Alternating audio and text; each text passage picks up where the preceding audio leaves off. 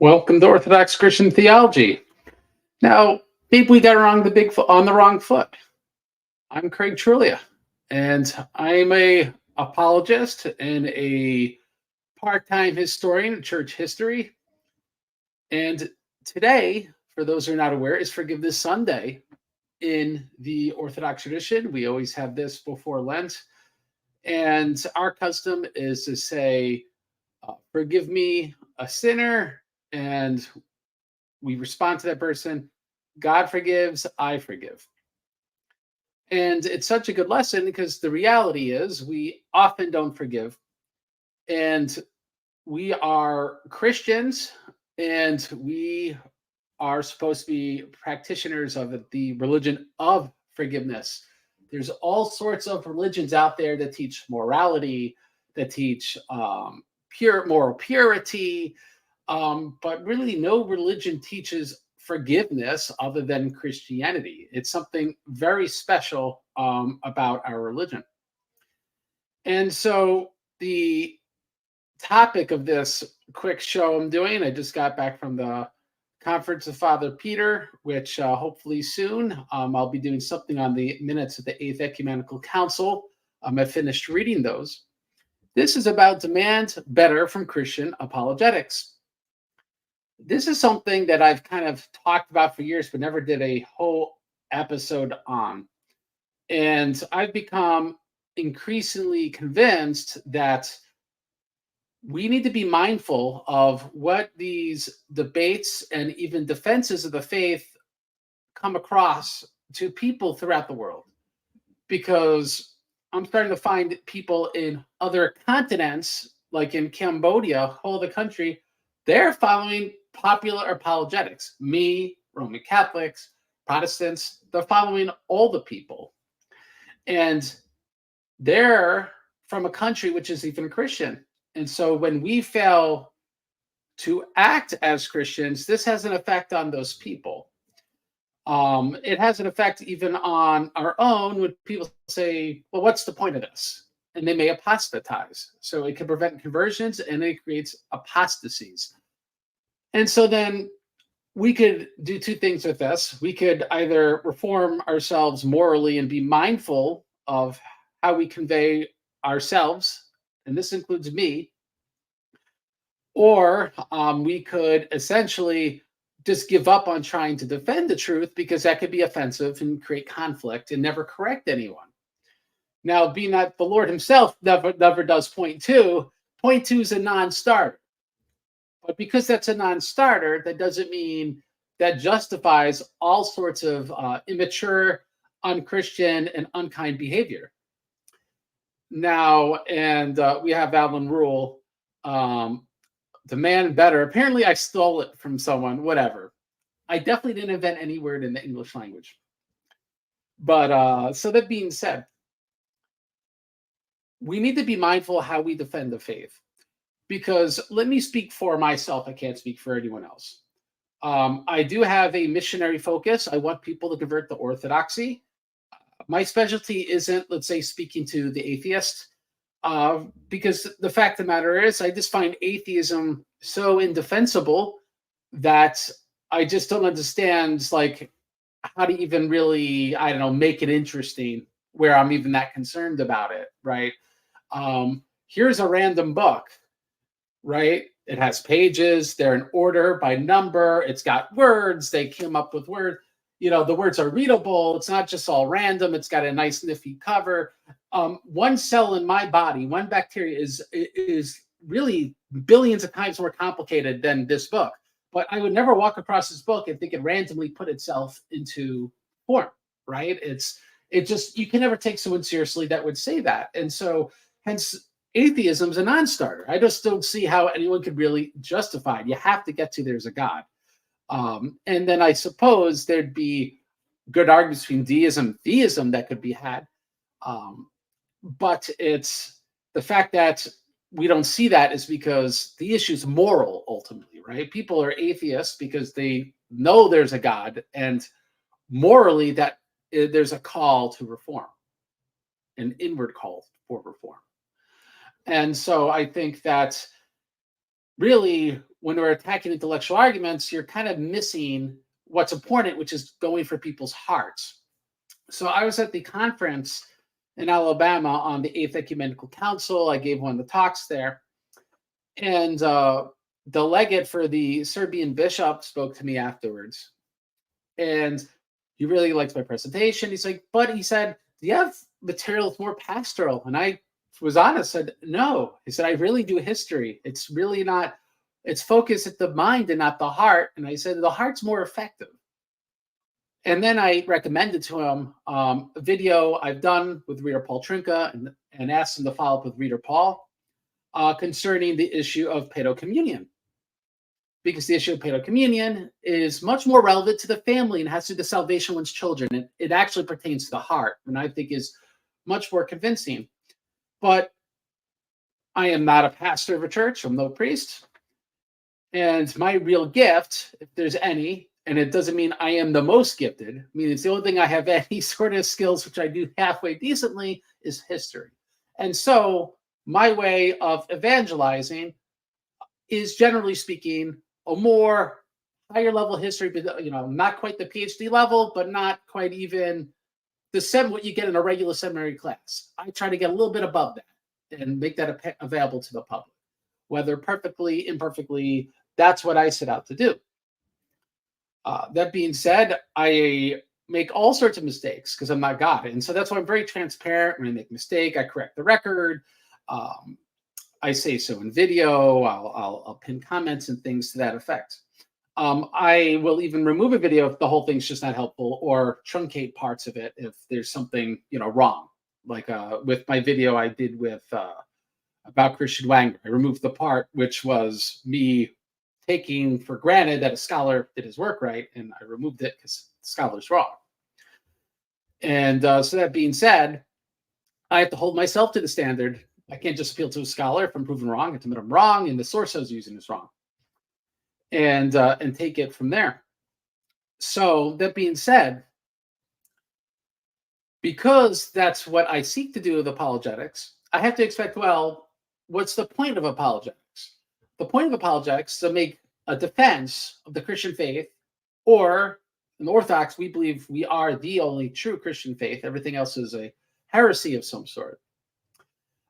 To other people, so they have answers to the questions and they feel that their faith has certain answers to questions they would otherwise be bothered by. So that's what the audience is looking for, supposedly. Because what I'm saying with apologetics is that this is an interpersonal thing. It's a kind of soap opera with drama between individuals. And I'm just one of these talking heads, which is a focus for drama. When people want to put light on, family problems that I may have, or on here's a silly picture of me, like there's some sort of drama around me as an individual, which, with whatever justification there are for those things, I think very little. The reality is, why is that important to anyone? Why is that important in apologetics? How is that really edifying to the Christian? Right? Because the viewer of apologetics ought to be looking for a defense of their faith. And if they're not sure what the right faith is, which is what I think most of what we're dealing with is with inquirers, and we're evangelizing to inquirers, saying we've got better answers to the faith than other people's answers. In doing that, then the issue is the inquirer ought to be looking for answers to questions in a way in which they're being conveyed to them in an intellectually honest way. Or, more generally speaking, the search for truth, right? And if we care about truth, we're honest with how we go about it. We're transparent with what our methodology is. And we try to avoid logical fallacies and attacks on individuals, because that doesn't help anyone find the truth. There's this temptation that if we could slander or drag to the mud, or even point out true moral failings of that individual, then that will invalidate everything they do. And that way you could make people avoid looking to their conscience, so they're not looking for the truth there. Now, that could be justifiable to a degree if it's done rightly. Like, for example, if you point out I'll say this about a scholar, Dr. Christian Kappas. Seems like everything I've ever endorsed from him, including his pre-purification thesis on the Theotokos, his work on the Council of Florence, has always proved to be wrong. It embarrassed me. And so there's a certain point where perhaps Father Christian Kappas is a fine individual and has done some good scholarship, but he makes enough errors without, with years of no correction, where it's that you really just can't read his work because of the errors in his work. And so I think that's sort of legitimate. Now, I will admit, and you could go back and find videos where I'd say me being immature, I didn't put it in that nice of a way. And that's on me, and that's wrong. This is friggin' this Sunday. I am sorry. And I'm sorry for failing even the audience in this. And so, being that's the case, this is a call to all of us, right? To demand better from ourselves as apologists, and the audience demand better from the people we're watching, because it's not that there's people that are better apologists, worse apologists, or apologists should really just avoid because they're pretty much almost useless. They're not providing quality information. But we need to demand better with the process of how transparent they are in showing whether they're making mistakes, whether they're proving what their methodology is, and how they treat others. Because I think that will have a real effect upon whether or not people decide to be Christians in other countries, whether people decide to apostatize not in this country, because we're in a world of temptations, and people will decide, I'd rather do XYZ sin in my life, and so it makes them hardened to whatever good defense started their faith. Because like I said with atheism earlier, it's a moral issue ultimately. And so because people's belief ultimately is a moral issue, that sort of demands that those who defend the faith acknowledge this and up their moral game. And that includes me, of course, as well. Now, I offered a challenge on my community page to really, in particular, pretty much to a whole denomination of apologists, to respond to the video that the other Paul did, Errors of the Catholic. Errors for the Catholics. Other Paul here watching was the editor and narrator of that video, and he's done a great job on that video, and it's doing very well. It has more than 50,000 views. Now, of course, it doesn't take a rocket scientist among the apologetics fans out there to realize that a genre within apologetics is the response video. This itself will prove to be a response video, and people like response videos because it kind of indicates that there's not that whatever came out that's popular wasn't the final say on the topic, and so that means it's not definitive. That's sort of the point of the response video. Now, it doesn't make the response right, and I think people are lazy with this. They'll say, look, there's a response video, and that means that invalidates the existence of what was before. All the content in it's wrong. And the funniest example of this, I saw it on an internet forum. Well, Errors to Catholics was the topic of the subject of the message board post. And someone said, oh, there's already been a response to this. And they quoted, and it was the Catholic Craig response, right? So his way of invalidating Errors to Catholics, so I go, look, there was a response video to it. So that means we don't have to really deal with Errors to Catholics. And someone pointed out, like, that response video was made from the documentary video, the documentary maker. Right? So it's sort of like you didn't prove a point here because it wasn't really a true response, right? It might have had good points, but it wasn't a true response. And so there's people have misappropriated the point of the response video. But it is very interesting when you have a very popular video, like Errors of Catholics now has more views than what, let's say, Gavin Ortlund's icon video had when it had something like 100 responses. At that point, it had maybe like 15,000, 18,000 views, and already had like 100 responses. And it's because, yes, it was a video that got people's attention, but also because there's good, valid responses, and a lot of people had them, some better than others. I wasn't a big fan, for example, of Trent Horn's and at the Jimmy Atkins response, and I had a panel on this channel in a response to that response, right? Because again, that is a genre in apologetics and not an illegitimate genre. Just we got to do it right. So that being said, it's kind of bizarre when there's a video that's clearly very popular and it's got 50,000 views, people don't respond. And, the reason why is pretty obvious. It's just cancel culture. This is kind of zeitgeist we're in. And if people find a person intimidating, one of the ways of dealing with that person is just to cancel them. And the other is to ad hominem. But they're both kinds of personal attacks in a sort. The others, of course, much more passive aggressive.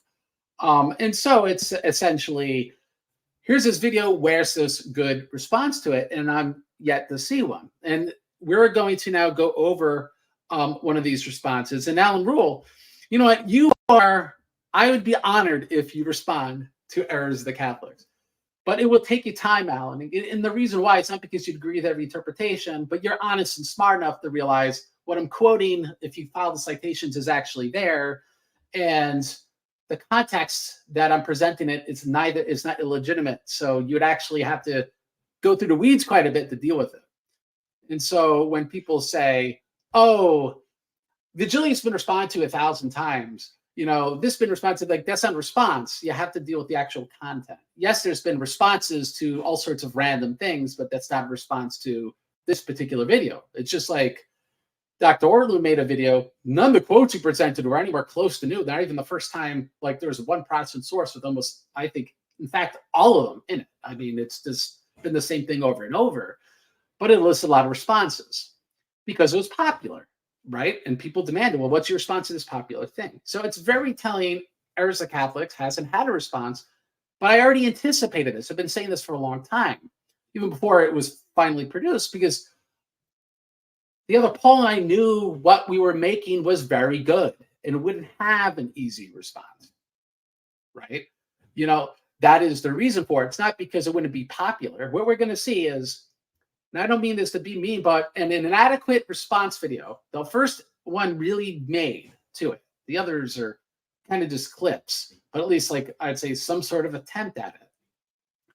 Already had more than 1,000 views, and you can see, and it really just doesn't have the content. It's just not there. So anyway, so it's not to keep you guys in suspense. Let's share screen. 1 second, here it is. I think this will be it. No, we'll do that, right? So here's the response. It's from Horace Godson. The channeling changes every so often. So I think that might be the best way to identify it.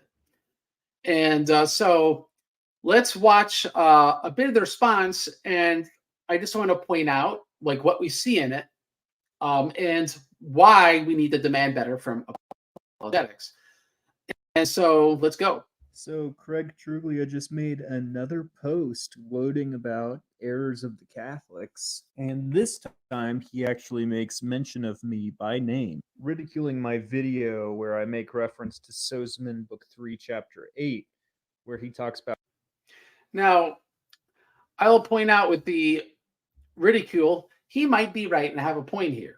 I wasn't very flattering with how I presented that video. I will say now, I don't know. I will take advice how to say this more nicely, so you could leave comments about this. But it just was an out of context quote, and it just really was very inadequate. It was like, look, here's a quote that says something very nice about the Pope, and therefore Sozeman was a papal supremacist, agrees with Vatican I, and then Craig's presentation, I think it was of the Malaysian Schism that was quoting a source, had to be wrong or something like that. It just really wasn't an adequate citation, especially if you continue reading Sozeman. It shows that he was saying the same highfalutin things about the rest of the church, contrary to Rome. So it's sort of like you can't just seize on a word and draw that conclusion. But again, in the spirit of Lent, and maybe I'll make that my Lenten journey, is I'm going to avoid the temptation of just really flat out calling legacy and try to be very sensitive to the conscience of the people I'm responding to. That even if I really disagree, if I really think something is not quality, very inadequate, I'll try my darndest to say it as nicely as I humanly can. Because I really think we have a major problem here with apologetics. So that being said, let me continue here with his response video. about Pope St. Julius reinstating St. Athanasius, where he says, quote, because of the dignity of his see which looks to the care of all, end quote. But Craig Truglia has been gloating about the fact that no one has made a direct response video to Errors of the Catholics. So I want to go over some of Craig's points in this video. Now, he starts his video with papal infallibility, but I'm shocked that Craig would bring up Pope Honorius because he has been very clearly answered by apologists for decades now. Now, this is very interesting because Honorius is the go-to for even like Roman Catholic dissenters during Vatican I. He's a very obvious example historians seize upon. It's not surprising, actually. It's a legitimate example, and it's something that people have to deal with seriously and not flippantly.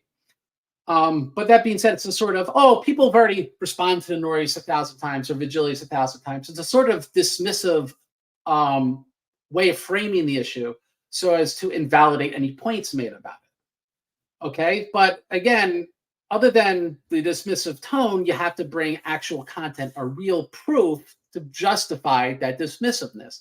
Now, the question is whether this response has that. So we're going to go see that right now. So here we go. Here's the most important statement by Pope Agatho to the Sixth Council concerning Honorius that should solve the issue once and for all. Agatho writes, quote, the heretics have followed some passing expressions imprudently set down by one pope, and he's referring to Honorius, who made no appeal to papal authority, that is Honorius, nor to tradition from St. Peter. Against this, I put the repeated and continuous protest of pope after pope, authoritative, grave, deliberate. Their voice was intended to be and was the voice of the infallible Roman Church. Mansi, volume 11, page 285. Notice that Pope Agatho says that Honorius made no appeal to his papal authority, nor to tradition when he wrote the letter to Sergius. Agatho thus confirms our thesis that Honorius' letter was not ex cathedra. And on top of this... All right, so on top of this, we see the point here made by Alan Rule. I used Dom Chapman's response to Honorius. So when I heard this, I was at the conference, so it wasn't like I could respond very quickly when I first became aware of the video. I was not fake sleight of hand surprised.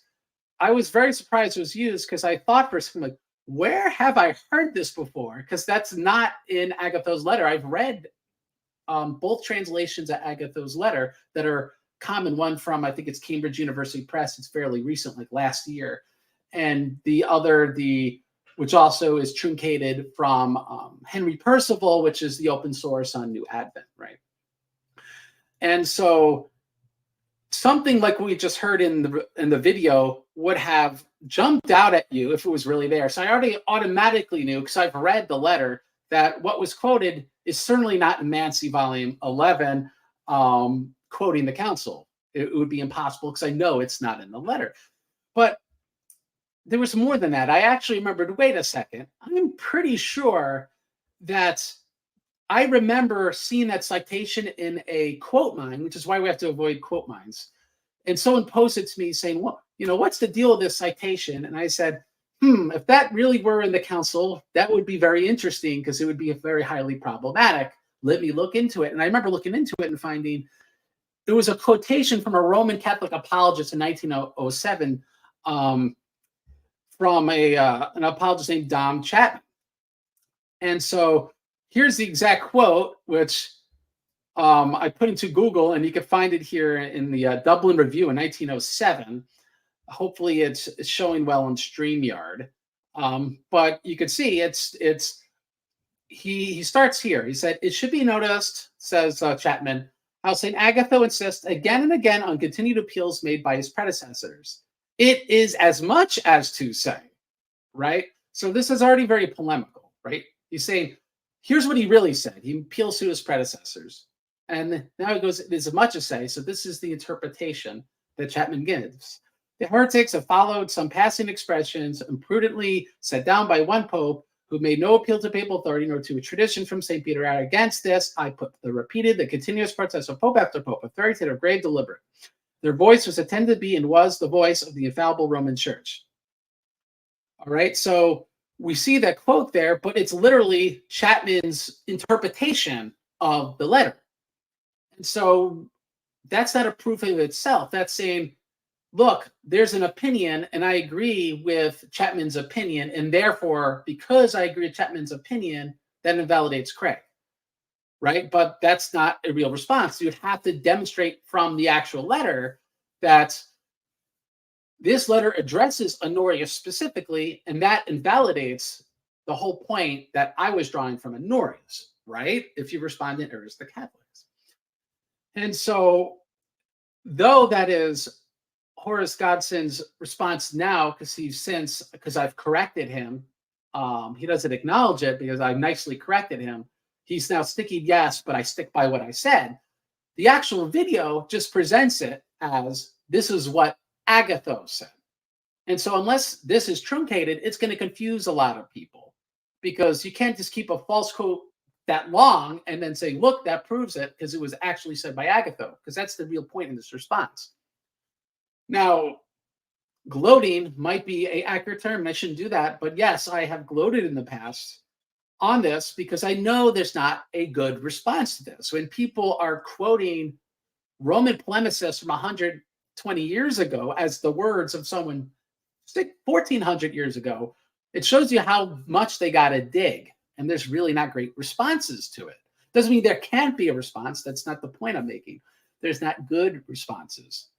I think what you see when someone deals with this very seriously was the sort of video that Eric Yabar and myself did on Subdeacon Daniel Kakish's channel, where it's like there is actually a lot to go through.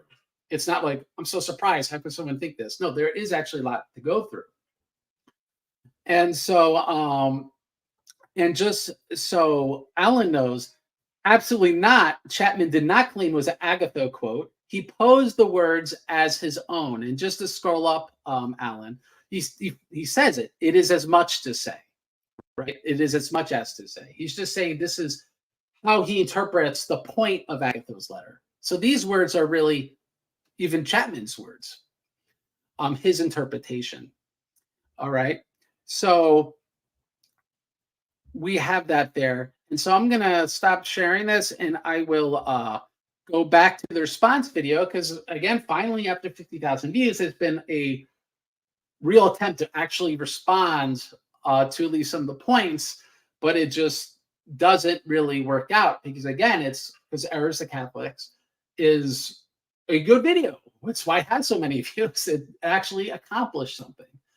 And it's not being proud saying that, it's just acknowledging what is manifestly true. And if I were more humble, I suppose I'd be blind to it, but because I'm not, I'm just acknowledging what's manifestly true. So anyway, let's go back to this response video and let's go. I've already made 2 videos responding to Pope Vigilius and the objections that Craig makes in his video when it comes to papal infallibility. Regarding the Immaculate Conception. Now, I haven't watched those videos. I cannot confirm or deny whether these are actual responses to content within Errors of the Catholics, which is what the point of my community post was, or to my other video on Vigilius, or if it's just about general talking points on Vigilius and not about anything I've said. I don't know. But it does seem to me to say that, look, there's already been a response by Vigilius, so any content that's there must be wrong, which, as we already addressed, is not a response. And I just want to emphasize again, apologetics shouldn't be about winning or losing per se, right? It's about defending the faith. And defending the faith should be done with truth, with content. Okay? And so what I'm trying to defend in this video is we need to have content and to have a concern for the truth, that it's treated rightly. And so I've seen a great improvement in Godson's video quality, because I'm going to guess that Unius Initiative is starting to do his video editing, and he does great work. But we can't confuse that with content. And so, you know what? If they beat you at the editing game and that helps them win on the content front, well, then we got to up our game, or your side's going to up your game, whatever side you happen to be on.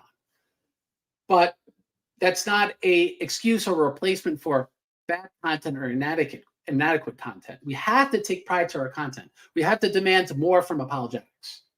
The content has to be there. Otherwise, what are we doing this for? If it's not about content, it's just about winning, then it's selfishness. It can't be about that. It has to be about the content, about defending the faith for real, not about attacking individuals. Now, we're going to continue. I think there's one more point to be made here, which is also disappointing. So let's go.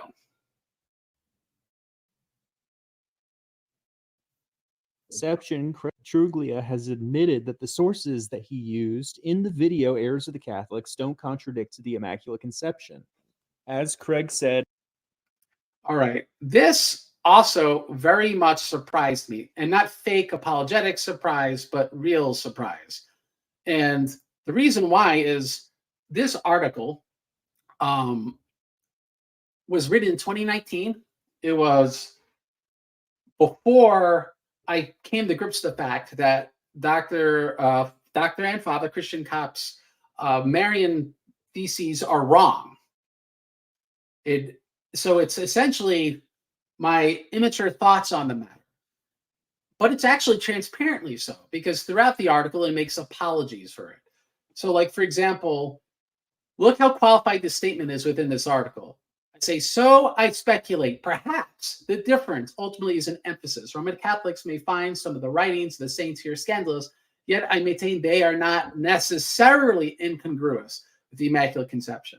So one can see how careful I am to say this is my speculation, and it's not necessarily what you may think it is, right? It's a really unsure statement, which makes sense if this is an article written about someone who's pretty openly researching something and not very sure, right? So to say Craig admitted that these don't disprove the Immaculate Conception, and by citing, here's some immature speculations, which shows Craig's contradicting himself, just doesn't make sense. So one could be forgiven like, well, hey, this article's on your website that confuses people.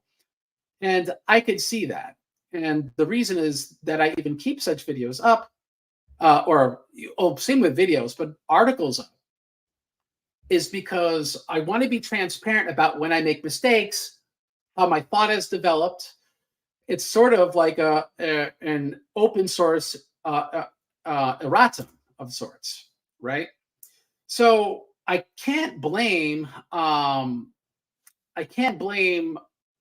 Godson for maybe initially being confused, but 5 months ago, as I'm sharing screen here, we could see 5 months ago, it was pointed out to him, and he even made a community post showing that it was pointed out to him. I even told him he picked the wrong article. Why not quote an article before my conversion, right? Meaning like I have articles that are wrong when I'm a Protestant before I converted to Orthodoxy. So it makes sense you don't pick a article that doesn't actually convey the person's real views. And I've since also given Godson my published work, which that is pretty official. If you're published in a peer-reviewed journal, that is, unless you go, I totally disagree with this article, like some stuff maybe Father Kops needs to do. This article's wrong, right? Barring that, that's kind of like, that's the official Craig Mariology, if you're going to look for it. And so that being said, I'm very surprised that it made it into this brief response video that Godson made, because he was aware of it and he was publicly aware of it, and yet he repeats it. I won't speculate why. It could be all sorts of reasons. All I can say is clearly this is inadequate. Clearly, everything that's been presented in this video has been inadequate, and probably should just be deleted, because I just don't see what could be salvaged from it. Maybe he could just try again, which I'm totally open to. Just try again, make a new response with better content, with content that could withstand better scrutiny. Because what I've just shown here is you have a complete misquote, which was presented as actho, which isn't, and you have another really misquote, which is presented as the Mariology of Trullia, and it's clearly not. It's not my Mariology. Yes, I wrote it, but it's clearly not what we do. when we try to actually present someone's opinion. I mean, it's like quoting Jay Dyer when he was a Roman Catholic on Catholic.com, their internet forum, and saying, well, look, here's him admitting all the stuff about Roman Catholicism. Like, he was a Roman Catholic when he wrote that, right? That makes no sense. So we shouldn't do that. Wouldn't it be the most honest and best apologetic? And we should be striving for always our as much honesty as possible, as much transparency as possible, and as much integrity and truth as possible. And I think that's why Godson really needs to do a better job on this video. This is sort of my call, because I've been very calm and forgiving and clearly could have been much more incisive on this question, as a sort of olive branch, because I could easily just discount and go, you know what, and you know what, let me share a screen for the moment. And there's really nothing more in his response video, so I won't get into the very end of it. I'll just say, I make a differentiation in my video between what could be, because I don't think the Theotokos had any concupiscence, so that doesn't invalidate Immaculate Conception. It has to do with things like gnomic will, which is we see in 2nd century writers. It's in the scriptures, by the way, not the words, the concept. And other things that are relevant to the Immaculate Conception question, right? So kind of focusing on certain ways I'm addressing the issue of concupiscence really doesn't address the matter. But I think something where we're saying we got to expect more from our apologists is we have to look at, like, what are they coming out with? Because someone say, well, why are you even dealing with Belmarite? He's, you know, clearly just not worth responding. And perhaps that's true. I am sort of gullible. He made an apology when he said he made a mistake about something. And so that actually gave me the real opinion that he's trying. And I can work with someone who's trying. And if they actually admit they're wrong sometimes, as he did by saying, I taught the Theotokos had concupiscence, which I don't, and he said, I'm sorry, then all right, I can work with that person because they could see their mistakes. So this is my olive branch. I'm showing mistakes. I'm really honestly trying my best to be nice about it. And this should really emphasize it. Look at what's on his community page. And the thumbnails. I am honored that that response video with the inadequate content already has more than 1,000 views, because people want a response to errors of Catholics. They deserve a better one. But look at the thumbnail. It's kind of bizarre. You know, it's just zoomed up to my eyes. And I think the point's being flattering. Then he has 2 others.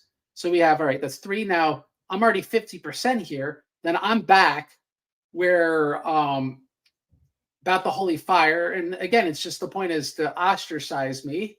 So, okay. Then it's me again. So now I'm 60% of all his community pages, where essentially why I'm so mean to Craig, he's just easy to be made fun of. So it's sort of transparently that he's being mean on purpose. He's making fun of people on purpose. And this is problematic because, again, this is not how we ought to be doing apologetics. We need more integrity and higher moral standards than this.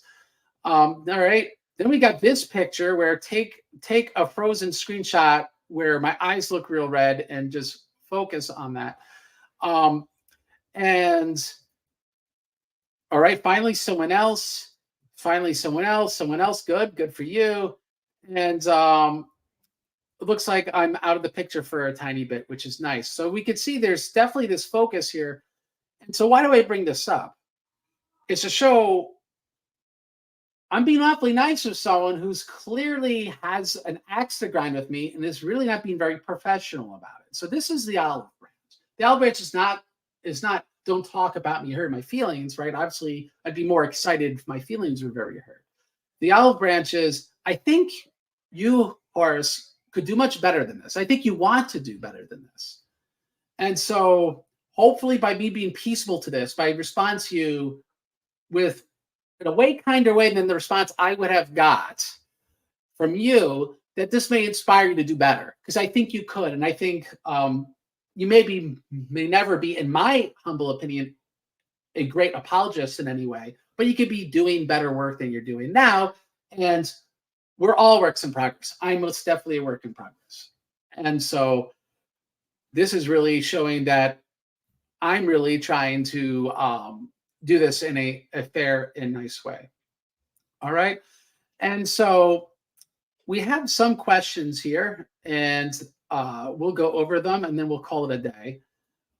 It's amazing, right? Those 2 minutes or 40 minutes, but that's why it's so easy sometimes to be flippant instead of taking your time and being very nice and very patient and explaining things. We have this, God forgives, I forgive. Yes, for forgiveness Sunday. That had already happened in Australia, I see someone saying. All right, so we're going down. Someone said, if you are claiming objective truths, then you need to be able to ground it somewhere outside your mind. Alan said, maybe do a show on the Holy Fire event in Jerusalem that's pastoral.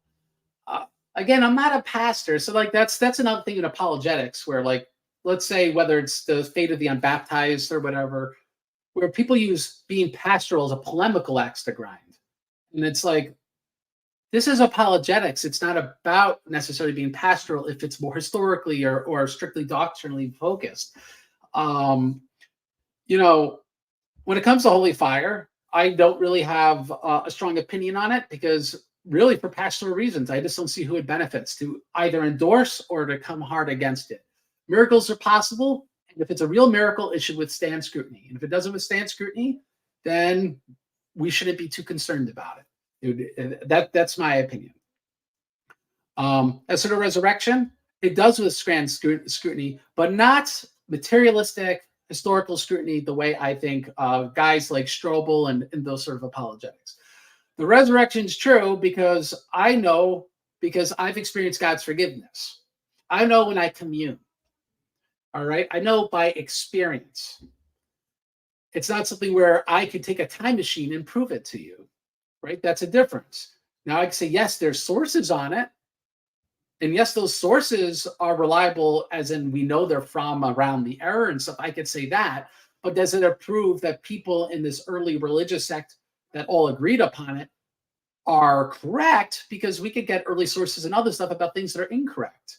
You know, depending on your theories on the creation of the Quran, that has early stuff in it too, right? So it's like you can't. I'm just not convinced by the Strobel historicist arguments in the resurrection. It doesn't mean that the resurrection wasn't historical. Absolutely was. If it wasn't, then it's not real. Then none of us are saved. That's what 1 Corinthians 15 says. But to expect a non-Christian to just take our ancient documents for granted that they're proving something as true as 2 + 2 = 4 without the experience your heart testifying, I just don't see that as convincing. If someone wants to debate me on it, that's fine.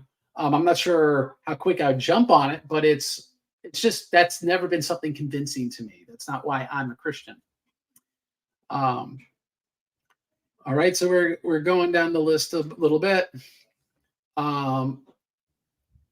If you're Orthodox but have the other Paul as a mod, I think if you work and deal with integrity, I've got nothing to worry about with any individual being a mod. And also when we have Protestants on and Protestant topics, we need both sides to be fair. It's actually kind of good to have mods. The Discord server below has mods of different faiths. So there you go. We have this.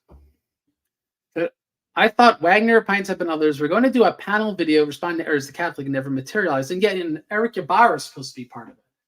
And again, it's not happening, not because it wouldn't get views. I mean, Wagner, Pinetep, and Ybarra with errors the Catholic, it's going to get thousands of views more than a lot of the videos they do. There's no doubt about that. But it's not easy to do. It's not low-hanging fruit. There's good content. And it's not like all open source stuff that's been responded to 1,000 times. It's stuff from published books with page numbers and stuff you actually have to check out. They can't just go out of context. They actually have to read. So it's there for the taking for those who want to respond, but it's not easy to respond to. That's why there's no responses. And I welcome them, and hopefully in the spirit of like this video, that it's be in a Christian spirit that would actually compel people to see there's something to the forgiveness of Christ that we actually care about. We have this. Dan Craig, don't you need to sleep to recover? Yes, I do. It's the conference. I do need to. And then I have a complete fast day tomorrow. I will definitely need the grace of God. I have no idea what's I have in store for me tomorrow, but I guess today has enough troubles of its own, right? Let's see. We have this. I'm actually working in response to your Pope Martin quote that you brought up in your book. And I brought up to you, Alan, on you on the show. So it's been there for a while. I'll just say good luck, like in the movie Taken with an Albanian accent. Good luck, Alan. Good luck. So we have this prideful. Yes, I do struggle with pride. I'm a proud person, and so pray for me and help me with that. Let's see. Yeah, Matt says, I think Alan would be the guy to respond to errors. Alan and Christian are the best cyber papists in my book. I've already said my opinions about both of them, so I'll just leave that there. Let's see. Going down the list. And I would actually disagree with you, Alan. This is, again, the word concept fallacy. You find one good word or one situation, but then you ignore when those same historians invoke other situations with the same words, but somehow they don't convey the authority of the church or the churches of the East. It's that sort of inconsistent treatment of those historians, which I think is really the point of the issue. So there you go.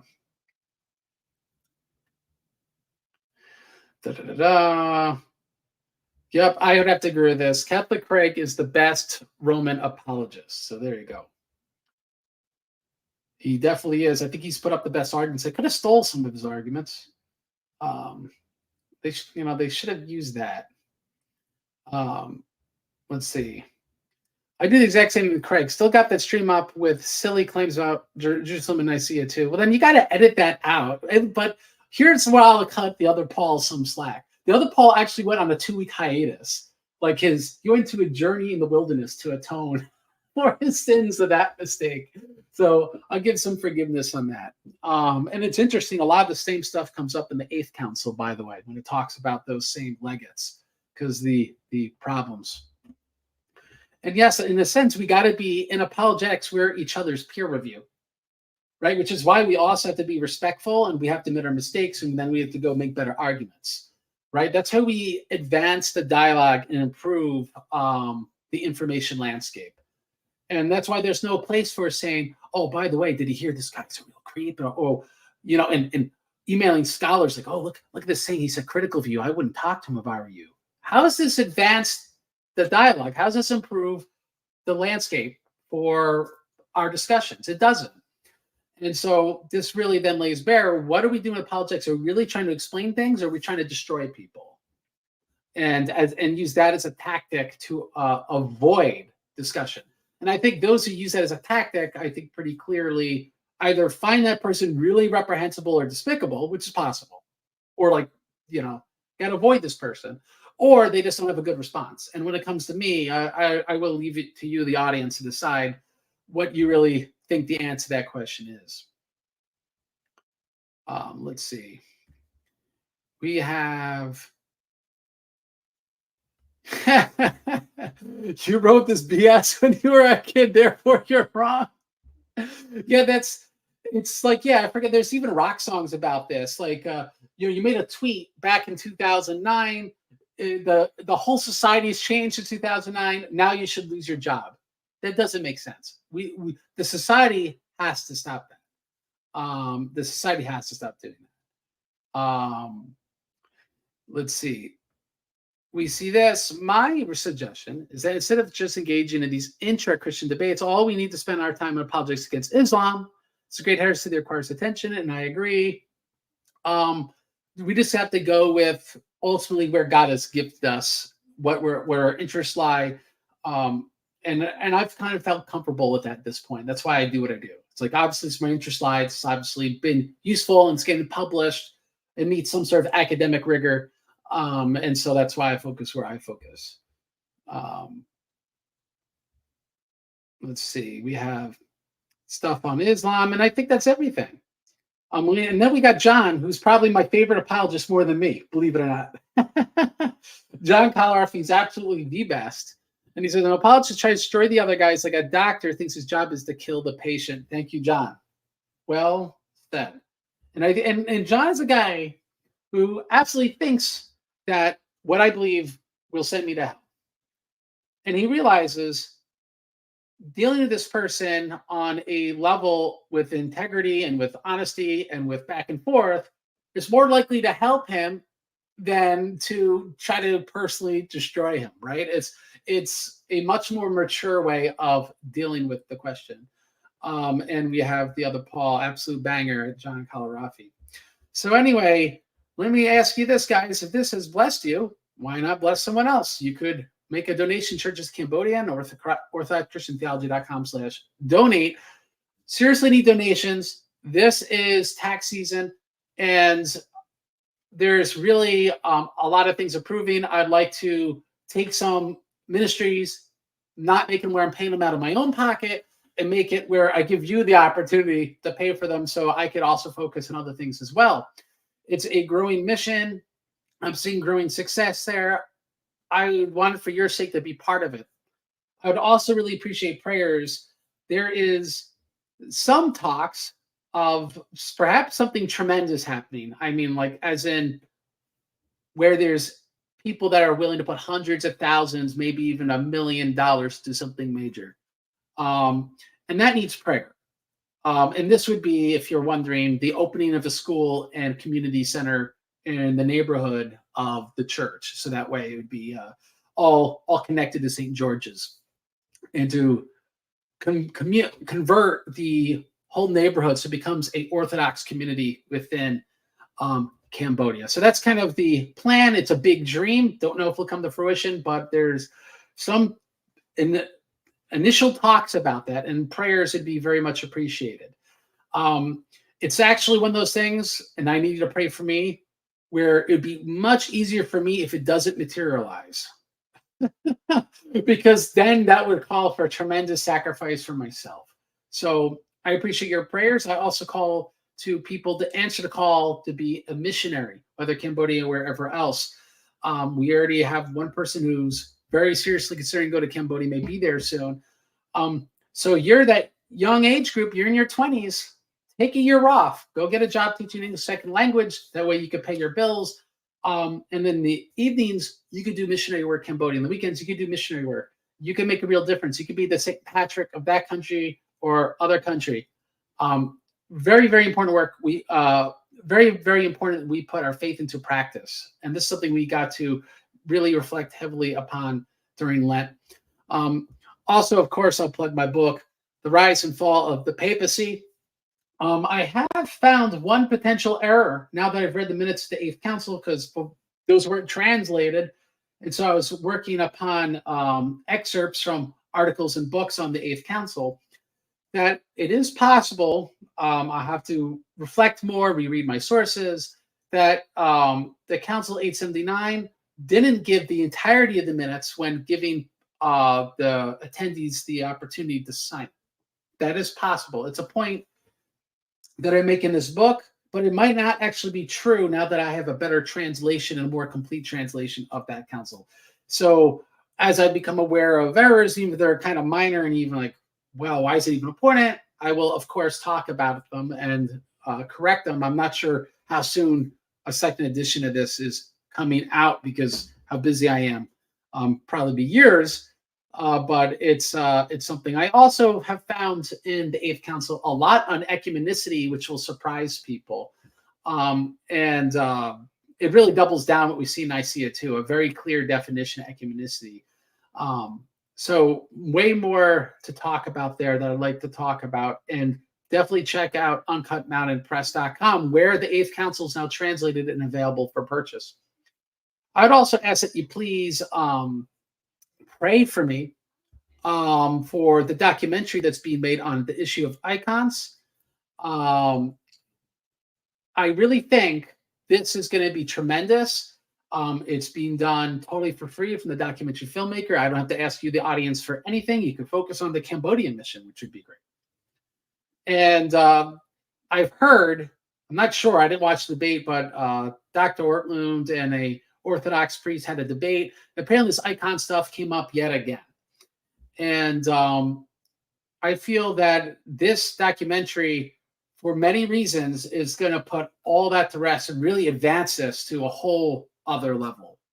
Even, I think, ultimately scholarship. It's something where I have help from Father Stephen Bigham on this, and it's really, really compelling stuff. So I look forward to that and really appreciate prayers. The filmmaker needs prayers. And so I will call it an evening. Pray for me during Lent. God bless you guys. I will end the show as I end all of them. Fight to death for the truth. And the Lord God will fight for you. As D. Sirach says, God bless you. Have a good night and blessed Lent.